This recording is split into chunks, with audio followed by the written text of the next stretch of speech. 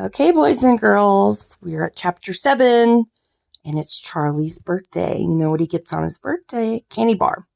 Let's find out if he gets a golden ticket. Hope you had a good weekend. Here we go. Happy birthday, cried the 4 old grandparents as Charlie came into the room early the next morning. Charlie smiled nervously, and he sat down on the edge of the bed.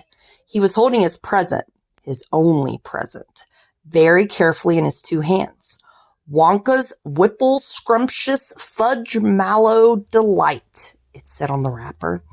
The 4 old people, 2 at either end of the bed, propped themselves up on their pillows and stared with anxious eyes at the candy bar in Charlie's hands. Mr. and Mrs. Bucket came in and stood at the foot of the bed watching Charlie. The room became silent.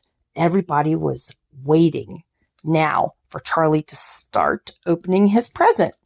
Charlie looked down at the candy bar and he ran his fingers slowly back and forth along the length of it, stroking it lovingly, and the shiny paper wrapper made little, sharp, crackly noises in the quiet room. Then Mrs. Bucket said gently, "You mustn't be too disappointed, my darling, if you don't find what you're looking for underneath that wrapper. You really can't expect to be as lucky as all that." "She's quite right," Mr. Bucket said. Charlie didn't say anything. After all, Grandma Josephine said, in the whole wide world, there are only 3 tickets left to be found. Remember, the first 2 were already found. "The thing to remember," Grandma Georgina said, "is that whatever happens, you'll still have the bar of candy. Wonka's Whipple Scrumptious Fudge Mellow Delight," cried Grandpa George. "It's the best of them all.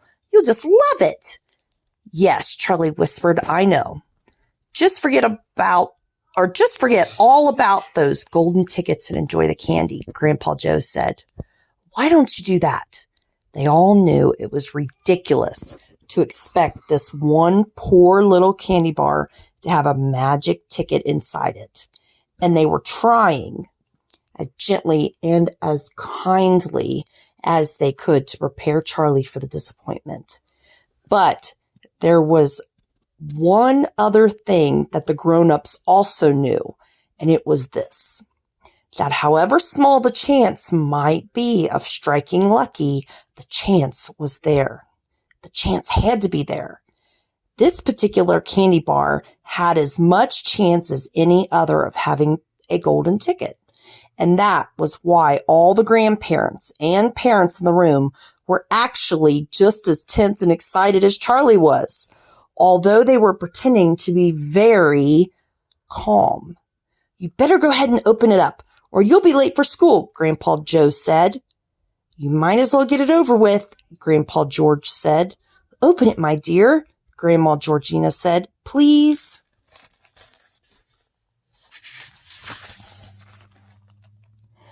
"Open it. You're making me jumpy." Very slowly, Charlie's fingers began to tear open one small corner of the wrapping paper. The old people in the bed all leaned forward, craning their scraggy necks. Then suddenly, as though he couldn't bear the suspense any longer, Charlie tore the wrapper right down the middle, and onto his lap there fell... What do you think, Wyatt? A golden ticket! A light brown, creamy colored chocolate candy bar. There was no sign of a golden ticket anywhere. "Well, that's that," said Grandpa Joe brightly. "It's just what we expected." Charlie looked up. 4 kind old faces were watching him intently from the bed. He smiled at them, a small, sad smile, and then he shrugged his shoulders and picked up the candy bar and held it out to his mother and said, "Here, Mother, have a bit. We'll share it. I want everybody to taste it." "Certainly not," his mother said, and the others all cried, No, we wouldn't dream of it. It's all yours." "Please," begged Charlie, turning around and offering it to Grandpa Joe. but neither he nor anyone else would take even a tiny bite. "It's time to go to school, my darling," Mrs. Bucket said, putting an arm around Charlie's skinny shoulders. "Come on, or you'll be late." We're going to go ahead and read chapter 8 tonight. Chapter 8. 2 more golden tickets found. And if there's already 2, what's 2 plus 2, Wyatt? 4. Uh-oh. Then if there's 5, what's 5 minus 4? How many are left? 1. Just 1. That evening, Mr. Bucket's newspaper announced the finding of not only the 3rd golden ticket, but the 4th as well. 2 golden tickets found today, screamed the headlines. Only 1 more left. "All right," said Grandpa Joe, when the whole family was gathered in the old people's room after supper. "Let's hear who found them." "The 3rd ticket," read Mr. Bucket, holding the newspaper up close to his face because his eyes were bad. He couldn't afford glasses. "The 3rd ticket was found by a Miss Violet Beauregard." Violet, I hope you're listening to our story so you can hear your name. There was great excitement. There she is. In the Beauregard household, when our reporter arrived to interview the lucky young lady, cameras were clicking and flash bulbs were flashing, and people were pushing and jolting and trying to get a bit closer to the famous girl, and the famous girl was standing on a chair in the living room waving the golden ticket madly at arm's length, as though she was flagging a taxi. She was talking very fast and very loudly to everyone, but it was not easy to hear all that she said because she was chewing so ferociously upon a piece of gum at the same time. "I'm a gum chewer normally," she shouted, "but when I heard about the ticket things of Mr. Wonka's, I laid the gum and switched to candy bars in the hope of striking lucky. Now, of course, I'm right back on gum. I just adore gum. I can't do without it. I munch it all day long except for a few minutes at meal times when I take it out and I stick it behind my ear for safe keeping. To tell you the honest truth, I simply wouldn't feel comfortable if I didn't have the little wedge of gum to chew on every moment of the day. I really wouldn't. My mother says it's not ladylike and it looks ugly to see a girl's jaws going up and down like mine do all day long. But I don't agree. And who's she to criticize anyways? Because if you ask me, I'd say that her jaws are going up and down almost as much as mine are just from yelling at me every minute of the day. Now, Violet," Mrs. Beauregard said from a far corner of the room where she was standing on a piano to avoid being trampled by the mob. "All right, Mother, keep your hair on," Miss Beauregard shouted. "And now," she went on, turning to the reporters again, "it may interest you to know that this piece of gum I'm chewing right now at this moment is one I've been working on for over 3 months solid. That's a record. That's it. It's beaten the record held by my best friend, Miss Cornelia Prismetzel. And she was mad. It's my most treasured possession now, this piece of gum is. At nights, I just stick it on the end of the bedpost, and it's as good as ever in the mornings. It's a bit hard at first, maybe, but it soon softens up again after I've given it a few good chews. Before I started chewing for the world's record, I used to change my piece of gum once a day. I used to do it in an elevator on the way home from school. Why the elevator? Because I liked sticking the gooey piece that I just finished with on to one of the elevator buttons. Then the next person who came along and pressed the button would get my old gum on the end of his or her finger. Ha ha! And what a racket they would kicked up, some of them. You get the best results with women who have expensive gloves on. Oh yes, I'm thrilled to be going to Mr. Wonka's factory, and I understand that afterwards he's going to give me enough gum to last me forever for the rest of my whole life. Woohoo! Yippee! Beastly girl, said Grandma Josephine. Despicable, said Grandma Georgina. She'll come to a sticky end one day chewing all that gum. You see if she doesn't. And who got the 4th golden ticket, Daddy? Charlie asked.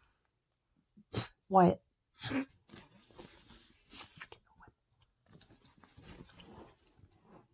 Sorry. Now, let me see, said Mr. Bucket, peering at the newspaper again. Ah, yes, here we are. The 4th golden ticket, he read, was found by a boy called Mike TV. Another bad lot, I'll be bound, muttered Grandma Josephine. Don't interrupt, Grandma, said Mrs. Bucket.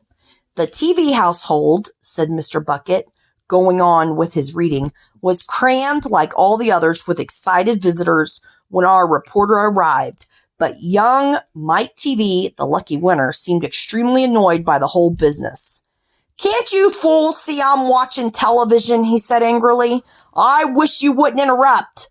The 9-year-old boy was seated before an enormous television set with his eyes glued on the screen. He was watching a film in which one bunch of gangsters was shooting up another bunch of gangsters with machine guns.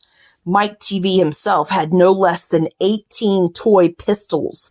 That means like toy guns. And various sizes hanging from belts around his body. And every now and again, he would leap up into the air and fire off half a dozen rounds from one or another of these weapons. Quiet, he shouted when someone tried to ask him a question. Didn't I tell you not to interrupt?